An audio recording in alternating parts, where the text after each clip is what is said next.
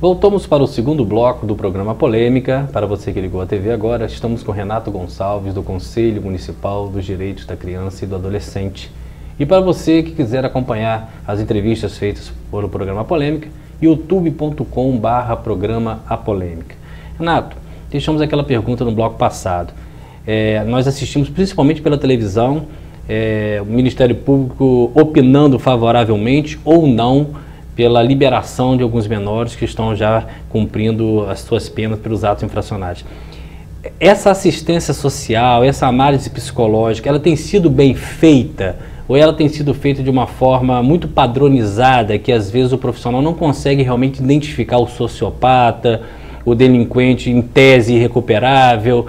Como que você consegue hoje, com um trabalho profissional técnico bem feito, não botar novamente na sociedade alguém que a gente tenha certeza que vai praticar novamente um crime?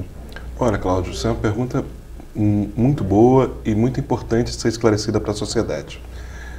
O paradigma de socioeducação, de atendimento diferenciado para adolescentes, diferente do sistema carcerário adulto, ele é recente. Apesar do Estatuto da Criança e do Adolescente ter 25 anos, diversos estados brasileiros demoraram décadas depois da promulgação do Estatuto para transformar suas masmorras em unidades ou criar unidades de atendimento socioeducativo. Isso é um processo. O Estado de São Paulo, bem recentemente, extinguiu a FEBEM e transformou em Fundação Casa. O Rio de Janeiro fez um novo DEGASE. Tinha o DEGASE e fez um novo DEGASE. Com a descentralização, a unidade daqui de Campos foi a primeira unidade a ser descentralizada depois de décadas, porque até então todos os adolescentes que cometiam ato infracional de maior gravidade eram mandados para o Instituto Padre Severino no Rio de Janeiro. Portanto, nós tivemos, mesmo em 25 anos, mesmo agora a gente tendo uma lei nacional, que é o SINASE, que regula como deve ser o funcionamento dessas unidades de atendimento socioeducativo, mesmo com tudo isso, os estados, que são os responsáveis por essas unidades de atendimento a adolescentes em privação de liberdade, porque aos municípios cabem a medida socioeducativa de liberdade assistida e de prestação de serviço à comunidade, que é quando o adolescente ele é sentenciado, ele é responsabilizado, mas ele cometeu um ato que não foi de tanta gravidade, portanto cabe a todos os municípios brasileiros e ao município de Campos acompanhar esse adolescente na liberdade assistida. Mas a medida de privação de liberdade, ela é de responsabilidade dos estados. E aí, os estados ainda muito timidamente estão se estruturando para fazer esse atendimento.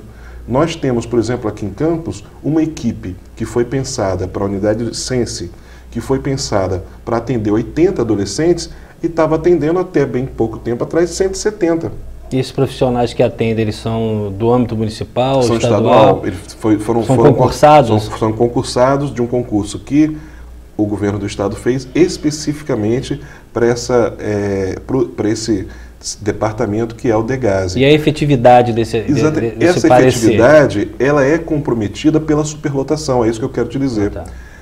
Essa efetividade, ela é prejudicada pela superlotação e principalmente pela ausência de alguns profissionais, porque o psicólogo faz o parecer psicológico, o assistente social faz o parecer social, mas se você não tem um médico que, por exemplo, faça o parecer dele do ponto de vista da psiquiatria, do ponto de vista da sociopatia, né? Exatamente, não é com o assistente social e com o psicólogo para... Que acabam se misturando os laudos. Exatamente. Então você não tem você na verdade não fecha, são laudos técnicos separados. Exatamente, você não fecha esse diagnóstico quando você tem esses casos de maior gravidade, como você disse, esse caso de adolescentes, né, com características, né, mais graves que precisariam de uma análise mais técnica. Mas a grande maioria que lá é atendida, como na liberdade assistida, quando você tem uma equipe técnica com assistente social, pedagogo e psicólogo que respeite o SINASE, porque o SINASE coloca lá muito claramente um profissional para cada grupo de 20 adolescentes, 25 adolescentes. Para não prejudicar a qualidade do trabalho. Você tem esses estudos sociais, esses estudos psicológicos, muito bem feitos e, via de regra, o adolescente precisa de uma rede. Ele não precisa somente daquela equipe que fez um levantamento e que fez um diagnóstico. Se ele tem problemas escolares, se ele tem problemas de saúde, se ele tem problemas habitacionais, se ele tem problemas de violência doméstica, ele precisa que toda a rede socioassistencial exista e atenda, exista e funcione. Efetivamente. Então, exatamente, a sociedade precisa saber que o simples encarceramento, seja hoje na unidade de socioeducação, seja como querem esses deputados, nas unidades prisionais, o simples encarceramento não resolve, muito pelo contrário, aumenta. Nós tivemos nos países, só para falar, nós tivemos em países que reduziram a maioridade penal um aumento de violência. E é uma razão simples de saber. Você imagina... O próprio sistema carcerário americano é um dos você maiores do imagina, mundo e isso aí não funciona. Qualquer pessoa que acompanha os jornais de campus, você imagina que o nosso presídio, Dalton Castro, Sim. ele é um bom lugar para a gente mandar um menino de 16, 17 anos, para ele se recuperar lá, tendo os altos índices de reincidência que ele tem, com todas as situações, não é preciso muito para você perceber que o nosso sistema carcerário ele já é falido para a população adulta. Quem dirá para levar para lá 20, 25 mil adolescentes em todo o Brasil? Então não é preciso muito debate, não é preciso muito argumento para a gente perceber que se a gente quer que os nossos jovens que cometeram ato infracional sejam recuperados e voltem para a vida social produtiva, que eles possam ter um espaço que não seja o sistema carcerário. Mas eu pergunto a você e faço a pergunta a quem nos assistem. E tenho feito essa pergunta nos debates que eu participo. O que é que vocês querem dos adolescentes que cometem ato infracional? Vocês querem que eles sejam responsabilizados ou a gente quer se vingar deles? Porque se fosse vingar, se a gente quer vingança, se a gente quer que eles morram, podemos mandar eles para os presídios. Renato. Se é esse o sentimento da sociedade, se a gente quer se vingar deles, como se todos eles fossem um produto só, como se todos os adolescentes que cometem ato infracional fossem grandes marginais. Ou você acolheria um reincidente? Sim, olha só. Em âmbito familiar seu? Sim, Cláudio. E veja bem, e a tarefa de receber o adolescente egresso da medida socioeducativa é da família dele. Nós não estamos propondo que cada pessoa da sociedade seja um agente do receba na sua casa um adolescente egresso do universo da internação. O Estatuto da Criança e do Adolescente é claro quando reintegração dele na família. Quando responsabiliza a família e toda a... Mas quando não há família, Renato? Então, mas olha, a família, a gente tem a família de origem, a família extensa, a família substituta. Nós temos então, mas essas famílias que não são... Porque mãe é mãe, pai é pai, vai encarar isso na medida do possível até o momento que puder. Se a gente não puder família, a gente tem que trabalhar a autonomia dele. Dele quem? Do menor? Do adolescente, exato. Nós temos adolescentes que completam a maioridade dentro das unidades de internação. Sim. Se nós não garantirmos para ele educação, profissionalização... E por que a assistência social não começa nas escolas, identificando esses menores infratores, identificando o início do vício na dependência química, nesse caso, da agressividade, Cláudio, da abordagem? Caso, a identificação, nesse caso, e é isso que a gente alerta aos municípios, é que a lei diz, e todos os juristas, como o juiz João Batista da Costa Saraiva, que é um grande autor dessa área da medida socioeducativa, ele diz que a medida socioeducativa de ouro, ou seja, a mais importante medida socioeducativa, é a que é de responsabilidade dos municípios, que é a liberdade assistida e a prestação de serviço à comunidade. Por quê? O juiz, quando sentencia esse adolescente a prestação de serviço à comunidade e a liberdade assistida, é porque ele praticou um ato infracional de menor gravidade. Só que o que acontece? Como esse sistema não funciona, parece coisa que a gente fica esperando ele reincidir várias vezes até que ele seja internado. Se a gente tiver um sistema de socioeducação que é de responsabilidade dos municípios, que aconteça de fato quando esse adolescente comete um ato infracional de menor gravidade, nós vamos diminuir muito o número de adolescentes em internação, porque os índices de liberdade assistida que dão certo são muito altos. A gente chega quando a liberdade assistida, que a liberdade assistida é você ter um assistente social, um psicólogo, um pedagogo, acompanhando esse adolescente semanalmente. É um monitoramento, né? Sendo responsável para ver se ele voltou para a escola, para ver se ele está indo prestar serviço, para ver se ele está cumprindo com os trabalhos a qual ele foi determinado, para ver se a família foi para o CAPES, para ver se tudo está funcionando. Quando essa medida é bem executada em vários municípios do Brasil, aqui em Campos, em vários projetos, quando essa medida ela é bem executada, o índice de reincidência cai para menos de 20%, ou seja, o índice de sucesso é superior a 80%. Mas aí você tocou num ponto importante. Isso está intimamente ligado ao gestor. Porque eu me corrija se eu estiver errado. Educação, saúde e segurança, na minha opinião, deveriam ser matérias tocáveis por políticos, governador, prefeito e presidente, só se fossem para melhorar. Por que eu falo isso? O que você está colocando é um trabalho interdisciplinar, constante, cotidiano e em consonância entre eles. Aí você começa um projeto maravilhoso, os índices começam a cair, a coisa está pronta, aquele político, prefeito, governador perde a eleição. O que o outro faz? Imediatamente cancela aquele projeto, muda o nome, muda toda a estrutura para poder fazer com que aquilo em tese seja novo e seja de autoria dele. Como vocês profissionais encaram a coisa quando ela está avançando e de repente vem a política partidária e estraga isso? A lei que é o SINASE, que é uma lei recente, ela é agora de 3 anos atrás, que é o Sistema Nacional de Medida Socioeducativa, ela está tentando fugir dessa armadilha, buscando planos decenais. Planos que passem de governo, e sejam aprovados pelo Conselho Municipal do Direito da Criança, sejam sancionadas pela prefeita, que envie para a Câmara dos Vereadores. E fiquem imutáveis durante Exatamente. Esse tempo. Porque o plano, por exemplo, o Plano Municipal de Atendimento à Medida Socioeducativa, ele tem que prever qual a responsabilidade da educação, qual a responsabilidade do gestor da saúde, qual a responsabilidade do gestor da assistência, na hora de formar essa rede de proteção social. Eu diria a você que o maior desafio do município de Campos e de todo o Brasil é a garantia da educação de qualidade. Nós não vamos avançar nem neste problema da questão do ato infracional e da violência contra a criança praticada por adolescente ou do qual o adolescente e a criança é vítima. Nós não vamos sair dessa armadilha. Então nós estamos complicados em Campos, né? Sem resolver o problema da educação. Por quê?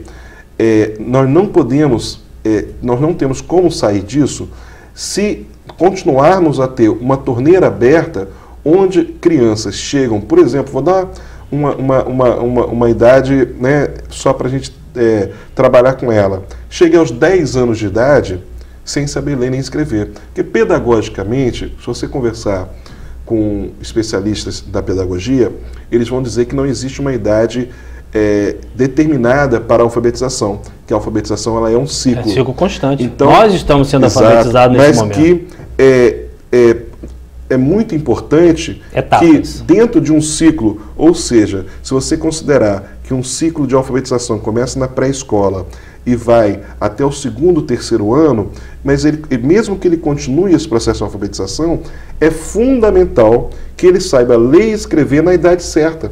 Porque se ele não lê e escreve e conhece as operações matemáticas dentro da idade certa, a gente chega aos 14, 15 anos, que é a idade de maior vulnerabilidade, de maior risco social para a questão. Exatamente. Com adolescentes que vêm à escola já sem nenhum prazer. A escola já não oferece para ele nenhum atrativo. Você não vai conseguir imaginar que um adolescente que não saiba ler e escrever permaneça de 7 horas da manhã até meio-dia sem entender nada do que está sendo escrito no quadro. Sem contar que o ensino hoje é um ensino regrado, não incentiva você a pensar, né? É uma coisa programada, tanto que essa coisa de períodos, de fases, é a prova clara que se interrompe. Exato. Eu sou professor universitário e vejo isso na universidade. Professor, mas esse assunto foi do período passado. Eu falei assim, mas não existe assunto de período passado, existe um estudo contínuo dos assuntos. E na escola pública a mesma coisa. Em Campos precisa também ter um boom uma melhora. O índice do IDEB, por exemplo, é uma coisa... A gente precisa ter um pacto que o governo federal propõe da alfabetização na idade certa. Perfeito. Você precisa ter... Por quê? A gente hoje, quando vai trabalhar, as equipes que trabalham, eu já trabalhei com medida socioeducativa, hoje eu não trabalho mais, mas as equipes que trabalham com medida socioeducativa, sejam em meio aberto, seja em privação de liberdade, tem muita dificuldade, por exemplo, de conseguir cursos profissionalizantes para os adolescentes. Às vezes consegue o curso, mas ele não tem a escolaridade necessária, porque são muito poucos cursos profissionalizantes que admitem uma baixa escolaridade. A grande maioria precisa que ele esteja, pelo menos, cursando o 7º ou 8º ano. Alguns precisam do ensino fundamental completo. Está na característica do aprendiz, né? Outros precisam que ele já esteja no ensino médio. Então, os cursos profissionalizantes, aqui na nossa região, por exemplo, que depois de formado oferecem os melhores salários, são aqueles da indústria do petróleo, são todos cursos que precisam que o adolescente ou já tenha o ensino médio ou esteja cursando o ensino médio. E esse é um grande desafio. Nós ainda estamos, na nossa região, com um grande desafio que o adolescente chegue ao final do ensino fundamental, que ele chegue ao 9º ano de escolaridade. Então, que os nossos adolescentes das classes populares cheguem ao ensino médio, na verdade é quase uma utopia. Nós, nesse momento, temos que enfrentar que ele chegue ao 9º ano, que ele chegue sabendo ler e escrever, para que esteja apto a participar de cursos, a entrar em cursos profissionalizantes, porque, caso contrário, Cláudio, a gente vai ter, na nossa região, um desenvolvimento econômico pelas grandes obras, admitindo que esse período... E com a população de fora muito grande. Exatamente. Admitindo que essa situação de crise econômica possa uma hora passar e a gente possa retomar o ciclo de desenvolvimento, seja com a indústria do petróleo, seja com o Porto do Açu, seja com o complexo de Itaboraí, se nós não tivermos os nossos adolescentes de hoje com formação e com educação garantida, exatamente, eles vão ser chamados, ao invés de sentar à mesa para o banquete, para varrer as migalhas, porque eles só vão ser chamados para trabalhar na indústria de serviços. Sem contar as empresas privadas do próprio município. Para trabalhar como auxiliar de serviços gerais, na limpeza. Na base da pirâmide. Não vão estar participando nos cargos que exigem maior especialização, que são os cargos técnicos, por exemplo, quiçá aqueles da graduação. Então, nós temos hoje, dentro dessa discussão da maioridade penal, ainda, Cláudio, que trazer para discussão dos direitos fundamentais que não foram cumpridos. Querendo arrumar a sala com a cozinha suja, né? A gente está querendo, muitas vezes, se deixar levar por emoções que são muito pontuais. De casos específicos. De casos muito específicos. E aí eu chamo a atenção, por exemplo, que está no Congresso Nacional hoje, sem a menor repercussão da mídia, um projeto de lei, né, de emenda à Constituição, que aumenta a pena do adulto que levaram um adolescente à prática de ato infracional. Perfeito. Então, se a gente diz hoje do recrutamento que os traficantes fazem de idosos e jovens, né? De adolescentes para trabalhar nas bocas de fumo, para trabalhar no narcotráfico. Se você tiver um aumento da penalização ou uma qualificação maior para esse adulto que se utiliza da mão de obra de criança e adolescente para a prática desse ou de qualquer outro crime, aí sim você vai ter incidência sobre aquele que tem responsabilidade. Então nós precisamos discutir no Congresso Nacional uma pauta de garantia de direitos e não de retirada de direitos. E com isso tentar dizer para a população que quem defende hoje contra a redução da maioridade penal não defende a impunidade. Quem defende hoje contra a redução da maioridade penal defende mais direitos fundamentais, aqueles que já estão garantidos na Constituição. E não são praticados. Que os adolescentes que praticam ato infracional sejam responsabilizados. Só que eu quero que ele seja responsabilizado num local onde ele permita refletir sobre o ato que ele cometeu, que ele possa estudar, se profissionalizar e voltar aqui para fora para uma vida produtiva. Eu não quero me vingar dele, eu quero que ele se torne um cidadão de bem, eu quero que ele se torne aquilo que a lei pensou para ele e que a gente tem que pensar num país onde crianças e adolescentes não sejam encarcerados. Ou seja, o mote da campanha, mais escolas e menos cadeia. Perfeito. Nós estamos aqui com Renato Gonçalves, vamos ao intervalo e já voltamos.